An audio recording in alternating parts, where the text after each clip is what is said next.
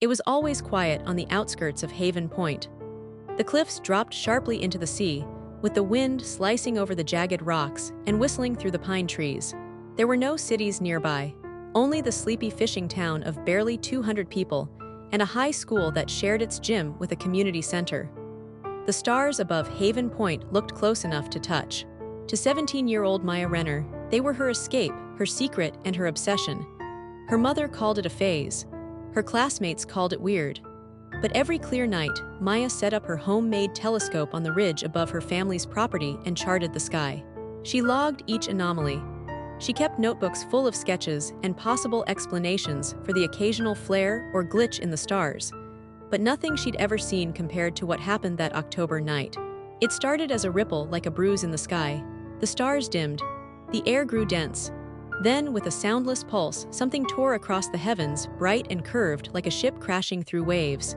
And then it fell. Whatever it was, it crashed beyond the forest near Greywater Lake, far from where anyone in town would bother looking. But Maya didn't hesitate. She packed a backpack, took her dad's flashlight and a few flares, and started walking. What she found shattered every limit of her imagination. The craft wasn't large, sleek, and organic-looking. Its surface textured like a beetle's shell and glowing faintly with shifting light. The crater it had carved was still steaming. Maya's breath caught in her throat. Then she heard the noise, a soft whimper, a pained breath. She followed the sound to the base of the ship where a figure was curled up beneath a twisted hatch.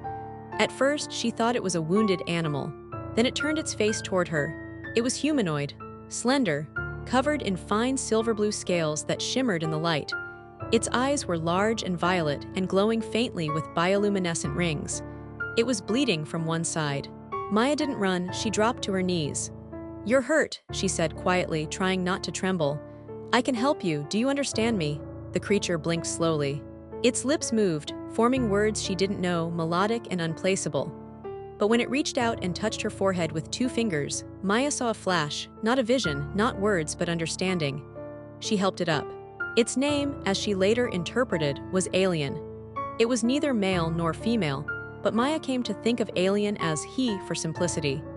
He was a scout from a star system in the Cygnus constellation, part of a peaceful alliance that had detected Earth's rise in interstellar tech signatures. He hadn't come to invade, he had come to warn, but someone had shot him down. For weeks, Maya kept Alien hidden in a forgotten boathouse near Greywater Lake. She brought him water, food, tools, blankets. They learned to speak in gestures, in touch, in fragmented shared thoughts.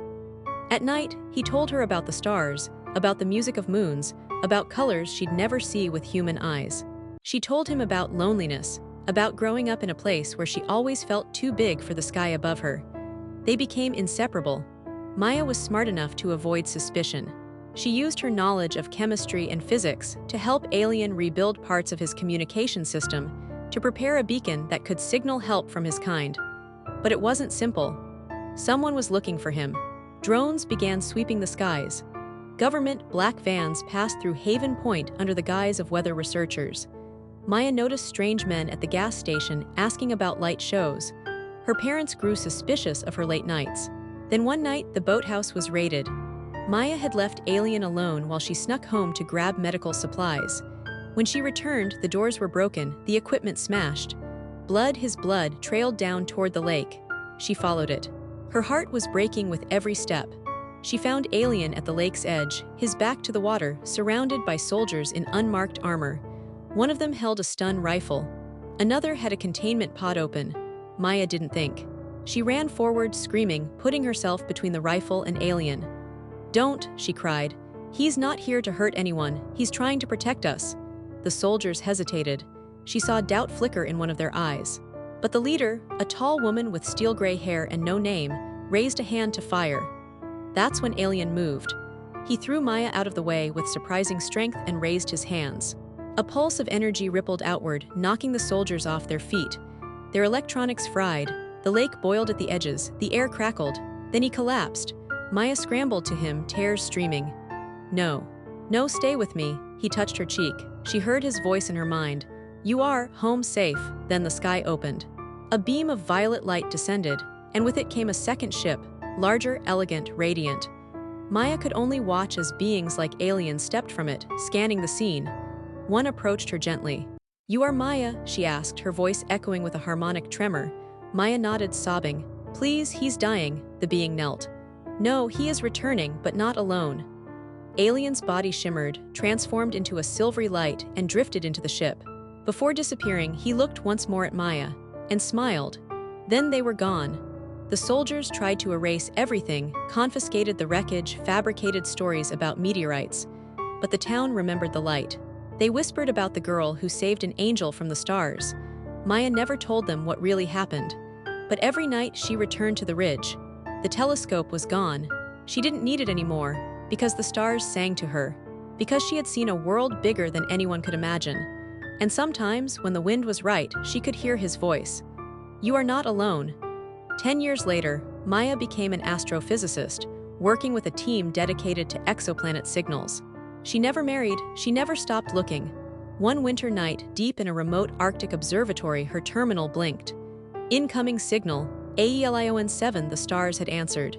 She smiled, brushed a tear away, and whispered, "I kept the secret. I'm still here."